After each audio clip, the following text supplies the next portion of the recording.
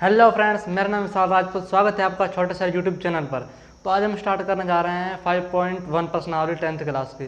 तो इसमें 5.1 का देखिए, पहला क्वेश्चन है, निम्नलिखित में से किन स्थितियों में संबंध संख्याओं की सूची एपी में है। एपी का मतलब क्या होता है? समांतर श्रेणी में है।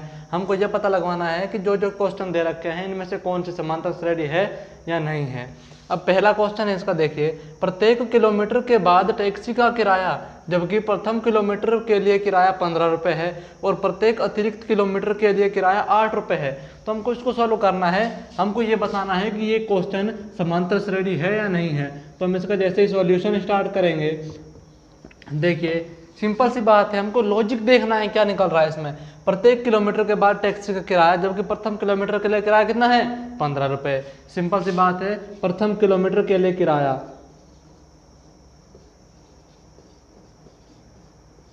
प्रथम किलोमीटर का किराया, प्रथम किलोमीटर का किराया कितना है भाई साहब? प्रथम किलोमीटर का किराया है 15 रुपये। बिल्कुल सर, मान लिया 15 रुपये है। उसके बाद देखिए, प्रत्येक किलोमीटर के अतिरिक्त किलोमीटर का किराया 8 रुपये है, मतलब हर एक किलोमीटर के बाद 8 रुपये किराया बढ़ रहा है। पहले में 15 था, जब दूसरे किलोमीटर की जब हम बात करेंगे, दूसरे किलोमीटर की जब हम बात करेंगे तो पहले में 15 था और 8 कितना बढ़ जाएगा? 15 रुपये और 8 रुपये कितने हो गए? टोटल हो गए सर हमारे 23 रुपये। 23 रुपये हो गए। अब हमको ये पता लग गया कि 2 किलोमीटर में तो भाई साहब 23 रुपये हो गए। अब जब तीसरे किलोमीटर में चलेगा बंदा, हमको 3 किलोमीटर जाना है, तो 3 किलोमीटर में हमारे कितने हो जाएंगे? अब टोटल 23 हो गए थे, 2 किलोमीटर के 23, उसमें 8 और जोड़ देगा। 23 और 8 रुपये और बढ़ गए इसमें, तो कितने हो गए हमारे? बिल्कुल सर 31 रुपये हो जाएंगे। 31 रुपये हो गए। बहुत बेईमान है यार ये बस वाला, क्या कर रहा है? लूटे ही जा रहा है। प्रथम किलोमीटर में 15, दूसरे किलोमीटर में 8 और बढ़ा दिए, फिर तीसरे किलोमीटर में 8 और बढ़ा दिए।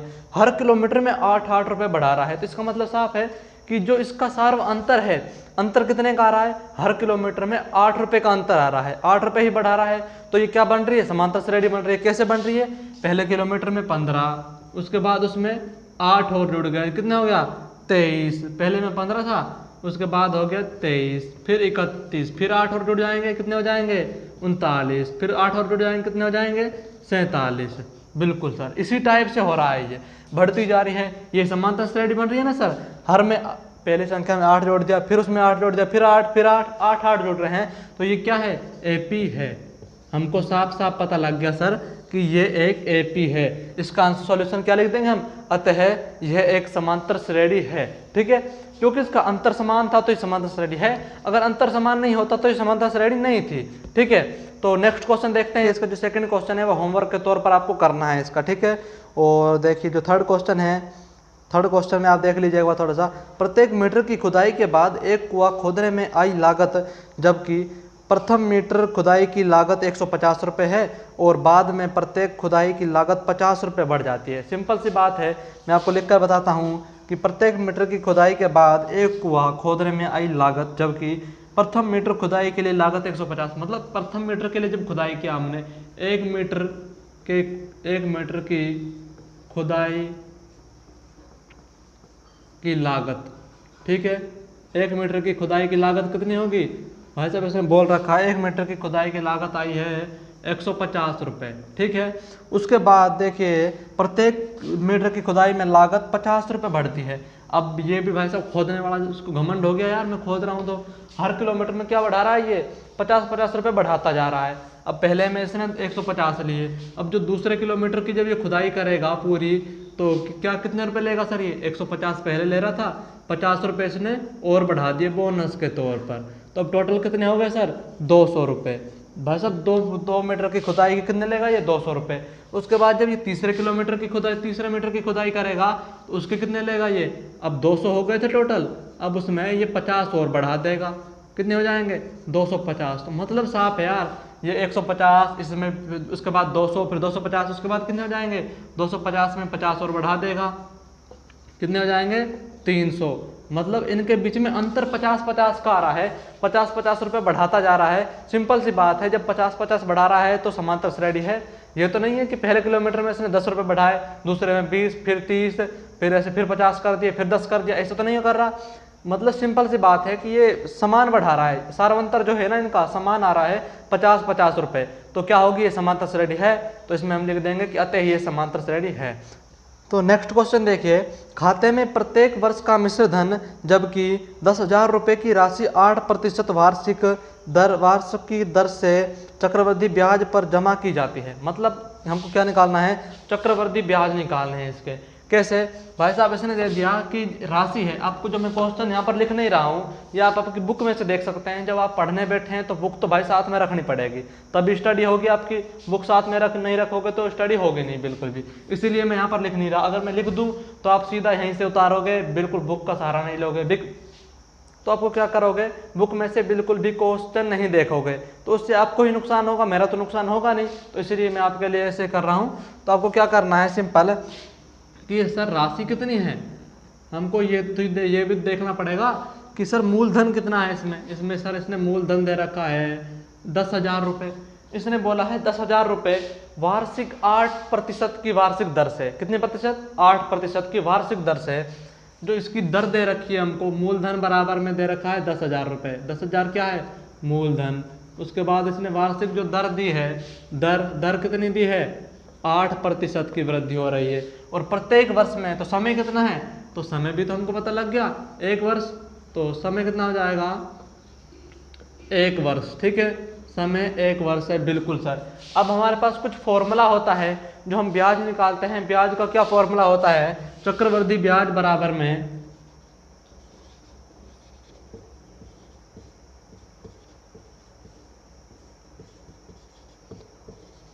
चक्रवृद्धि ब्याज का एक फॉर्मूला होता है कि मूलधन गुणा में दर गुणा में समय बटे में 100। सर ये होता है चक्रवृद्धि ब्याज का फॉर्मूला। बहुत सिंपल फॉर्मूला है, हमको क्या करना है, फॉर्मूले में मान रखना है बस। हमको सर मूलधन क्या दे रखा है, चक्रवृद्धि ब्याज पूछा है तो मूलधन तो दे ही रखा है। मूलधन क्या है सर, 10,000 रुपये, बिल्कुल ये रहे, कितना है 10,000 रुपये, मूलधन 10,000 है, और दर कितनी है सर 8% की, बिल्कुल सर 8 लिख दिया। उसके बाद जो समय कितना है 1 वर्ष है, बटे में 100 का भाग दे देंगे, 2 0 से 2 0 कैंसिल आउट, यहाँ पर क्या बच गया हमारा 100। जब 100 का गुणा हम 8 से करेंगे क्या आएगा 800, बिल्कुल सही। तो ये क्या निकल के आ गया, जो प्रथम वर्ष का चक्रवृद्धि ब्याज कितना होगा 800 रुपये। अब चक्रवृद्धि ब्याज का क्या फंडा होता है कि जितना ब्याज लग गया ना सर, पहले वर्ष में जितना ब्याज लग गया, अब जो मूलधन था उसमें ये ब्याज को जोड़ देंगे, इसको जोड़ने के बाद दोबारा से ब्याज निकाला जाएगा इसका। तो हमारे पास क्या आ गया सर, पहले वर्ष का ब्याज आ गया 800 रुपये। तो मैं यहाँ पर कर देता हूँ इसको, जब हम सेकंड वर्ष का ब्याज निकालेंगे तो अब जो मूलधन था हमारा 10,000 रुपये, 10,000 में 800 और जॉइंट हो जाएंगे, तो 10,000 रुपये प्लस में 800 रुपये, बिल्कुल कितने हो गए 10,800। सिंपल सी बात थी। अब सर हमारा मूलधन 10,800 बन गया। अब हमें क्या करना है, ये अब इसका ब्याज निकालना है। अब किसका ब्याज निकालना है 10,800 का, तो मैं यहीं पर कर देता हूँ, उसको थोड़ा सा कंप्रोमाइज कर लीजिएगा। 10,800 का ब्याज निकालना है। अब हम कैसे निकालेंगे, फॉर्मूला वही है, चक्रवृद्धि ब्याज बराबर मूलधन। मूलधन कितना है हमारा, ये रहा 10,800, बिल्कुल 10,800, 10,800, और हमारे पास यहाँ पर ब्याज दर क्या है 8, समय क्या है 1 वर्ष, और 100 का भाग देना है, 2 0 से 2 0 कैंसिल आउट, क्या बच गया 108 गुणा में 8, और 8 को गुणा 1 से करेंगे वही आएगा। तो हम करके देखते हैं कि जब ये बताइए 108 का गुणा 8 से करेंगे क्या आएगा, 8 8 64, और 6 बच जाएगा, और ये हो जाएगा हमारा 6 आ जाएगा यहाँ पर, 8 एकम 8। अब आ गया 866 रुपये, क्या सॉरी 8 64 होता है ना, तो यहाँ पर 864 रुपये। जो दूसरे वर्ष का ब्याज क्या आएगा सर, पहले वर्ष का 800 आया था, दूसरे वर्ष का आ गया 864 रुपये। अब आप सिंपल सी बात है, मुझे ये बताइए क्या पहले वर्ष का ब्याज और दूसरे वर्ष का ब्याज सेम है, नहीं है ना, तो ब्याज बढ़ रहा है। मतलब पहले वर्ष का 800 था, फिर 864 आ गया, अगले वर्ष का निकालेंगे और ज़्यादा आएगा। मतलब डी जो है हमारा सार्वंतर वो समान नहीं है। अगर डी समान नहीं है तो ये समांतर श्रेणी नहीं है। अगर देखिए पहले वर्ष का ब्याज भी 800 आया, अगर दूसरे वर्ष का ब्याज भी 800 आता तो मैं कह सकता था कि ये समांतर श्रेणी है। पर क्या हुआ कि दूसरे वर्ष का ब्याज 800 नहीं आया, क्या आ गया, 864 रुपये आया है। तो अब मैं नहीं ये नहीं कह पाऊंगा कि ये समांतर श्रेणी है, अतः इसका सॉल्यूशन हम क्या लिख देंगे कि लास्ट में, अतः ये समांतर श्रेणी नहीं है, एपी नहीं है। देखिए तो फ्रेंड्स नेक्स्ट क्वेश्चन है कि दी गई एपी के प्रथम 4 पद लिखिए जबकि प्रथम पद ए और सारवंतर डी निम्न है। हमको क्या करना है, प्रथम पद ए दे रखा है, ए बराबर में 10 है, और सारवंतर डी कितना दे रखा है, ये भी 10 है। तो हमें क्या लिखना है कि जो श्रेणी है कि श्रेणी के प्रथम 4 पद लिखने हैं, मतलब कि हमें समांतर श्रेणी का निर्माण करना है। तो हम कैसे करेंगे, सिंपल सी बात है, मैं आपको एक कॉन्सेप्ट बताता हूँ कि जब भी हमें समांतर श्रेणी बनानी होती है तो उसके लिए एक फॉर्मूला समझ लीजिए या आप उसे ट्रिक समझ लीजिए, कुछ भी समझ लीजिए। तो उसके क्या करते हैं कि ए प्रथम पद क्या होता है, हम जानते हैं प्रथम पद कोई भी ए होता है, ए मान लिया मैंने। उसके बाद जो सेकंड पद क्या आएगा, ए प्लस में डी, मतलब जो हमारा ए की संख्या थी उसमें डी जोड़ देंगे, जितने का सारवंतर आ रहा है उसको हम जोड़ देंगे। तो ए प्लस में डी, ए प्लस में डी, और फिर ए प्लस में 2d और ए प्लस में 3d। हमसे 4 तक पूछा है तो हम यहाँ तक लिखेंगे। और ये जो है ना फॉर्मूला हमारा कहीं तक भी चल सकता है, चाहे चाहे हमसे 10 पद पूछे, 15 पूछे, तो up to dash dash dash चलता जाएगा ये, ठीक है। तो इसका कोई यहाँ पर कहीं तक भी कोई कितने भी पद निकाल सकते हैं हम इस फॉर्मूले से। तो सिंपल बात थी, हमको ए की जरूरत है, ए भी दे रखा है, डी की जरूरत है, डी भी दे रखा है, सिंपल है, हम तो समांतर श्रेणी ज्ञात कर लेंगे। अब कैसे ज्ञात करेंगे, बिल्कुल, अब ए का मान क्या है सर, 10 है, तो सिंपल सी मैं ए का मान रख दूंगा, 10 हो गया। फिर यहाँ पर देखिए सेकंड में ए प्लस में डी है, तो मैं ए का मान रख दूंगा, ए का मान है 10, प्लस में डी का मान क्या है सर, डी का मान भी 10 है, तो ये भी 10, ये भी 10, 10 प्लस 10 हो जाएगा। उसके बाद कोमा लगाकर, और फिर ए का मान क्या है 10, प्लस में डी का गुणा किससे हो रहा है, 2 से, तो सिंपल सी बात है 2 का गुणा हो रहा है डी से, तो डी का मान 2 गुणा में डी का मान 10 लिख दिया, कोई दिक्कत है। अब उसके बाद हम क्या करेंगे, फिर ए का मान क्या है 10, प्लस में डी का गुणा किससे हो रहा है 3 से, तो 3 गुणा में डी का मान था मेरे पास 10। सिंपल सी बात था, हमने कुछ भी नहीं किया, फॉर्मूला था उसमें मान रख दिया अभी तक। तो उसके बाद हम छोटी मोटी जो कैलकुलेशन है वो करेंगे। पहला 10 था सिंगल, तो मैंने 10 ही लिख दिया। उसके बाद 10 प्लस में 10, मतलब 10 में 10 जोड़े कितने हो गए 20, 10 और 10 20। फिर उसके बाद यहाँ पर देखिए 10 और प्लस में 2 का गुणा हो रहा है 10 से, तो मतलब पहले हम क्या करते हैं, जो बोर्ड मास के कुछ नियम होते हैं, पहले हम गुणा भाग फिर करते हैं प्लस माइनस, ठीक है। तो पहले हमें क्या करना है सर, इसका पहले गुणा करेंगे, 10 का गुणा 2 से हो रहा है, तो 10 दूनी 20, क्या हो जाएगा 20।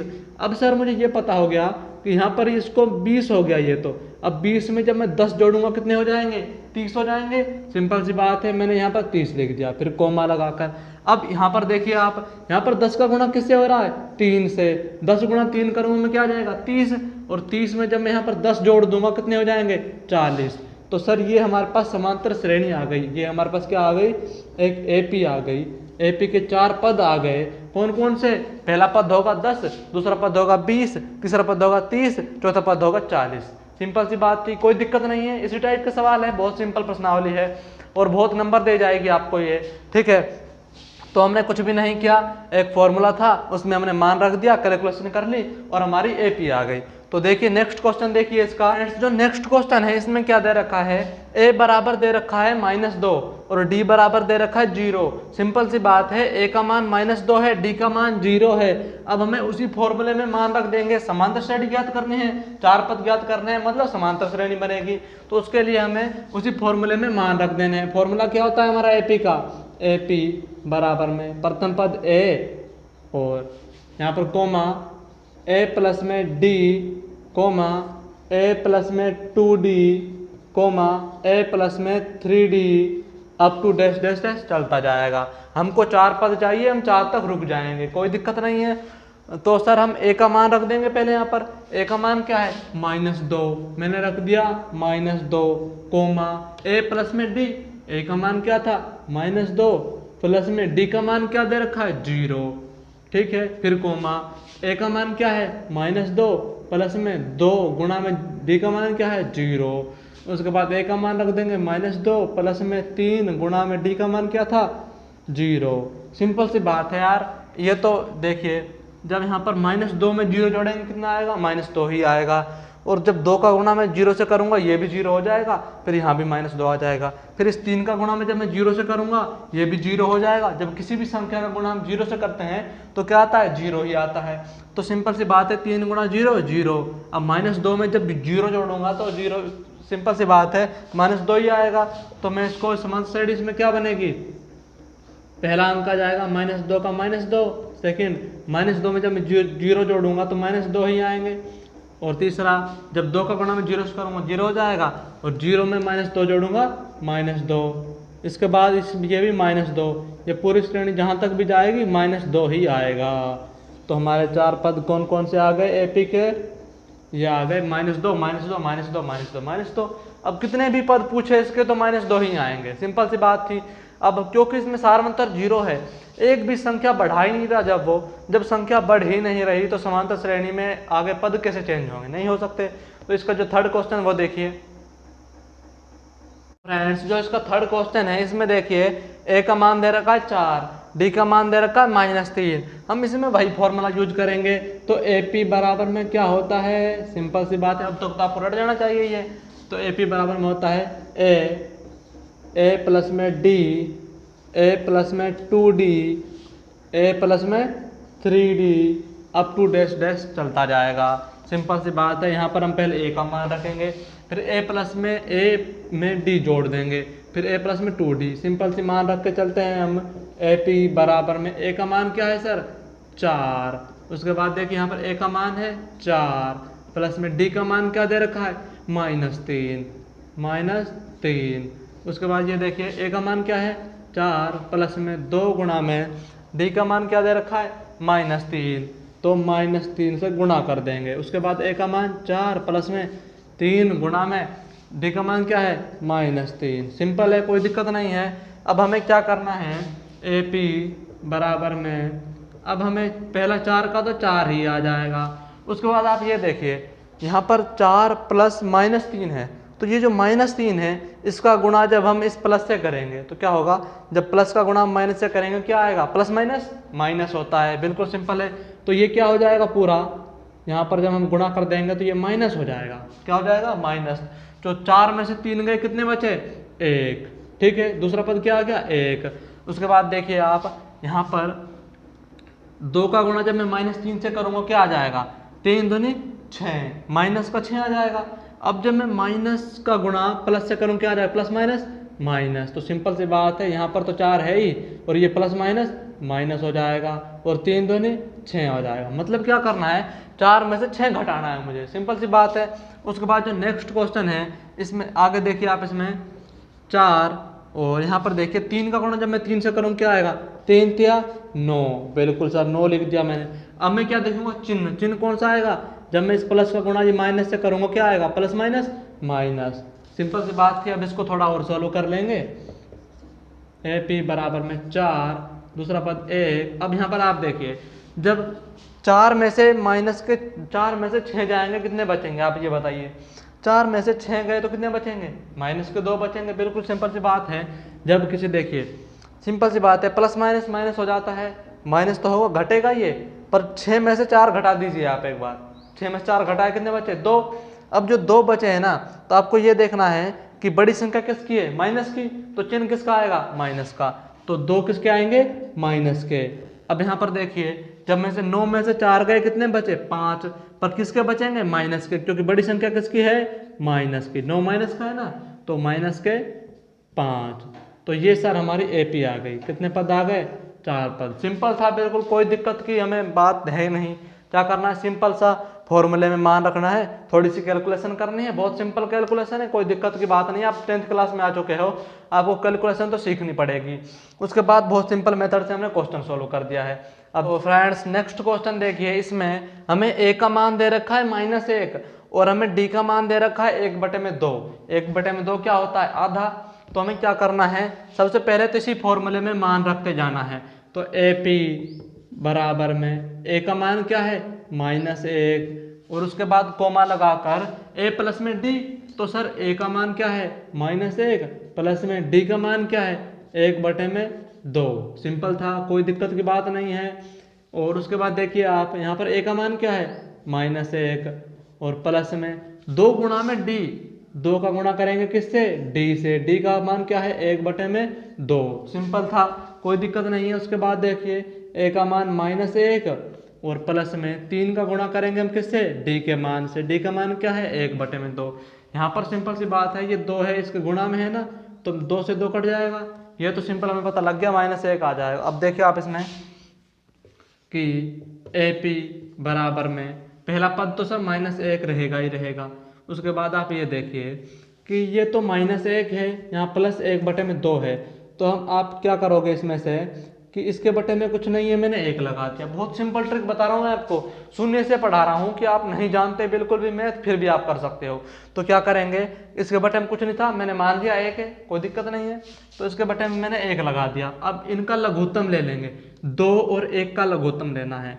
अब आपको मैं लघुत्तम लेना बहुत से बच्चों को नहीं आता है, तो लघुत्तम बता देता हूँ मैं कैसे लेते हैं। सिंपल ट्रिक बताऊंगा एक, आपको क्या करना है, इस संख्या का गुणा इससे करना है, जो हर का गुणा हर से करना है, उसके बाद तिरछा गुणा कर देना है, इसका इससे इसका इससे। सिंपल सी बात है, कोई दिक्कत नहीं आएगी। या तो आपने इसका गुणा, जब 2 का गुणा मैंने 1 से किया, क्या आया, 2 एकम 2। अब मैं क्या करूँगा, 2 का गुणा इस 1 से करूँगा, 2 एकम 2, माइनस चिन्ह था ऊपर तो माइनस का 2 आ गया, सिंपल है। उसके बाद देखिए आप प्लस में, यहाँ पर प्लस चिन्ह था, प्लस लगा दिया। अब फिर 1 का गुणा 1 से करूँगा, क्या आएगा, 1। सिंपल था ना, कोई दिक्कत नहीं आई ना, बिल्कुल था। अब उसके बाद नेक्स्ट इसको हम फिलहाल यहीं छोड़ते हैं। अब आगे इसको देखिए, यहाँ -1 है, प्लस में 1 है, ठीक है। इसका तो आपको सिंपल सा फंडा देखना है, 2 से 2 कट गया, अब यहाँ पर क्या बच गया, 2 से जब 2 कट गया तो यहाँ पर प्लस का 1 बच गया। आप ये देखिए प्लस माइनस माइनस, तो 1 में से 1 गया, कितने बचे, 0, ये तो 0 हो जाएगा। उसके बाद आप यहाँ पर देखिए, जब मैं इस 3 का गुणा 1/2 से करूँगा, 3 गुणा 1/2 करूँगा, तो ये क्या हो जाएगा, 3/2, ऊपर वाली संख्या का ऊपर से गुना हो जाएगा। अब सर इसके बटे में कुछ नहीं है, मैंने 1 मान लिया। अब इनका लघुत्तम ले लेंगे। लघुत्तम कैसे लेंगे, इस संख्या का इससे गुणा किया, 2 एकम 2, और इसका इससे करूँगा, इसका इससे कर दूंगा, और इससे जब मैंने गुणा किया तो 2 एकम 2, माइनस का 2, प्लस में इसका इससे करूँगा, 1 गुणा 3 करूँ, क्या आएगा, 3 आ जाएगा प्लस का। कोई दिक्कत नहीं है यहाँ तक। अब आगे हमें ए पी बराबर में पहला पद -1 है ही। अब देखिए माइनस का 2 और प्लस का 1, प्लस माइनस, पहले हमें चिन्हों का गुणा करना है। क्या करेंगे, चिन्हों का गुणा, प्लस माइनस माइनस हो जाएगा, तो 2 में से 1 गया, कितना बचा, 1/2, और तीसरा पद 0 है ही। अब यहाँ पर आप देखिए प्लस माइनस माइनस, तो मतलब 3 में से 2 गए, कितने बचे, 1/2। सिंपल सा मेथड था। एपी आ गई हमारे पास। एपी क्या आ गई है, पहला पद -1, दूसरा पद 1/2, तीसरा 0, चौथा 1/2। बहुत सिंपल है। इसके समथिंग 1-2 क्वेश्चन और हैं, वो आप करके देखिए, आपके होमवर्क के तौर पर हैं वो, ठीक है, आपको ट्राई करने हैं। बहुत सिंपल क्वेश्चन है, कोई दिक्कत नहीं आने